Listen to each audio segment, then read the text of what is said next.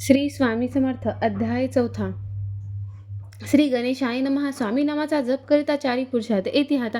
स्वामी चरित्र गाता ऐकता पुनरावृत्तीच केलं. गताध्यायाच्या अंती अक्कलकोटी आले येते. नृपनाया दर्शन देते स्वेच्छेने राहते तयापुरी. चोळप्पाचा दृढ भाव घरी राहिले. स्वामीराव हे तयाचे सुकृत पूर्व नित्य सेवा घडे त्याते. चोळप्पाची सद्गुणी कांता तीही केवळ पतिव्रता सदोदित तिच्या चित्ता आनंद स्वामी सेवेचा. स्वामी केवळ ईश्वरमूर्ती देशोदेशी झाली ख्याती. बहुत लोक दर्शना येते कामना चित्ती धरुणी. कोणी संपत्ती गारणे कोणी मागती संतानी. व्हावे म्हणून या लग्न येते दूर देशाहुनी. शरीर भोगे कष्टले संसार दापे तप्त झाले. माया माये पसरा ते फसले ऐसे आले किती एक. भक्त जे जे इच्छेती ते ते येती. राजेपूर्वी ती दृढ चरणी दयाची भक्ती त्यासी होती. कल्पतरू जे का निंदिका कुटील त्या शास्त्री. केवळ नास्तिका प्रति तत्काळ योग्य शासन करतात. कोणी दोन संन्यासी आले अक्कलकोटासी. हसोनी म्हणती जनासी ढोंगी याच्या नादी लागला.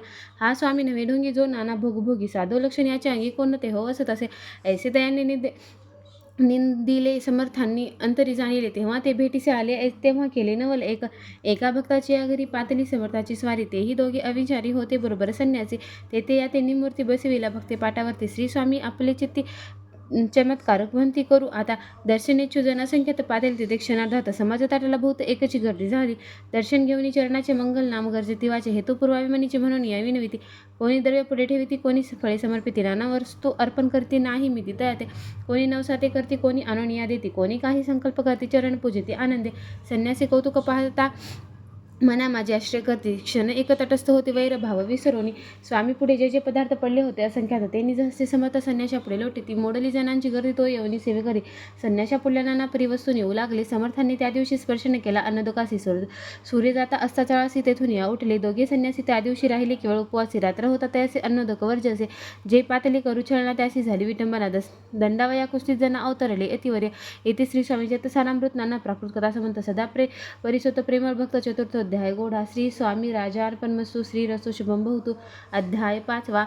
श्री गणेशाय नमः. बहुकालन वैश्वनरा अज्ञानतम छेदका भास्करा. पूर्ण साक्षी परप्तरा भक्ता खरा सद्यतो. अक्कलकोट नगरात एक तपपर्यंत स्वामी राजे वास करीत भक्त बहुत झाली. वार्ता पसरली चौकडे कोणासी पडता साकडे. धाव घेती स्वामीकडे राजे रजवाडे थोर थोर. तेव्हा किती एक नृपती स्वामी दर्शन घेऊ इच्छिते आणि आपल्या नगराप्रती आणू म्हणते तयासी. बडोद्यामध्ये त्या अवसरी मल्हारराव राजाधिकारी.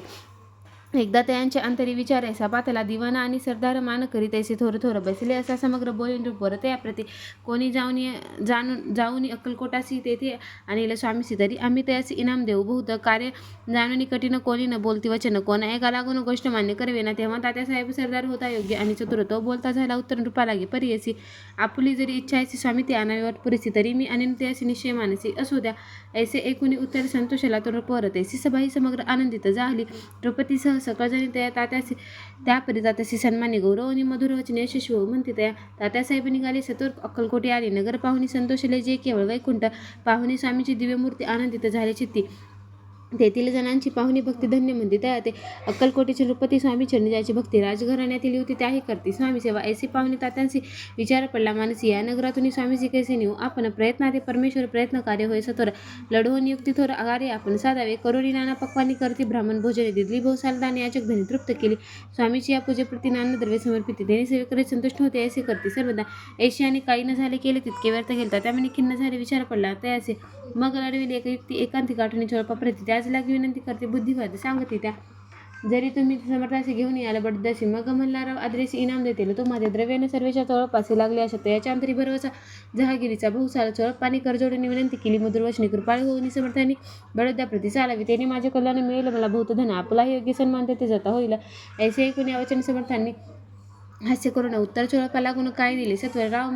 राव मल्हार रूपते त्याच्या अंतरी नाही भक्ती. मग आम्ही बडोद्याप्रती काय म्हणून चालावे. इथे श्री स्वामीच्या सानभृत नाना प्राकृत कथा समत सदा एकत भाविक भक्त. पंचम अध्याय गोढा. श्री रस्तु शुभम भवतु. अध्याय 6. श्री गणेशाय नमः. धरणी शिशूचा हात अक्षरे पंडित लिहित तैसे हे स्वामीच्या सानभृत स्वामी समर्थ वदविते.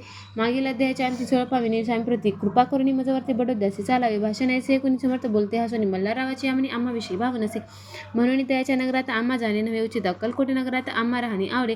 ऐसा यत्न व्यर्थ गेला तात्या म्हणे चिंतावना. आपण आलो ज्या कार्याला ते न जाय सिद्धीचे. परी पाहावा यत्न करून ऐसा विचार केला म्हणे. मग काही केले तात्यांनी अनुष्ठान आरंभिले. भक्ती नाही अंतरी तांबिक साधना ते करीत. ते स्वामी नरहरी प्रसन्न कैसे होतील. मग तात्यासी तात्यांनी काय केले सप्ताहासी ब्राह्मण वैशिले गुरुचरित्र आरंभले व्हावे असे स्वामी कृपा परित्याच्या वाड्यात कधी न गेले समर्थ तात्या झाला व्यग्रचित्त काही उपाय सुचेना आता जाऊनी बडद्यासी काय सांगावे राजासी आणि सखजनासी तोंड कसे दाखवावे अशा उपाय करून न होते स्वामी प्रसन्न आता एक युक्तीने न्याय पळवून येतेसी असो कोणी एके दिवशी साधून योग्य समयासी मेन्यात घालून स्वामीशी तात्यासाहेब निघाले कडपगावचा मार्ग धरला अर्थमार्गी मेना आला अंतरसाक्षी समर्थाला गोष्ट विदित झाली मेन्यातून उतरले मागुती अक्कलकोटी आले असे बहुत वेळा घडले हाही उपाय खुंटला मग पुढे राजवाड्यात जाऊन यास राहिले समर्थ तेव्हा उपाय कुठे तर टेकिले हातात त्यांनी मग अपयशात घेऊन बडद्याचे आले परतोनी समर्थ कृपा भक्ती वाचून अन्य उपाय न होय तरी मल्हारराव नृपती प्रयत्न आरंभित पुढते सर्वत्रासी विचारती कोण जातो स्वामीकडे तेव्हा मराठा उमराव यशवंत तयाचे नाव रूपकार्याची धोरणी हाव आपण पुढे झाला तो येऊन अक्कलकोटी घेतली समर्थाची भेटी वस्त्रे अलंकार सुवर्णताटी स्वामी पुढे ठेवित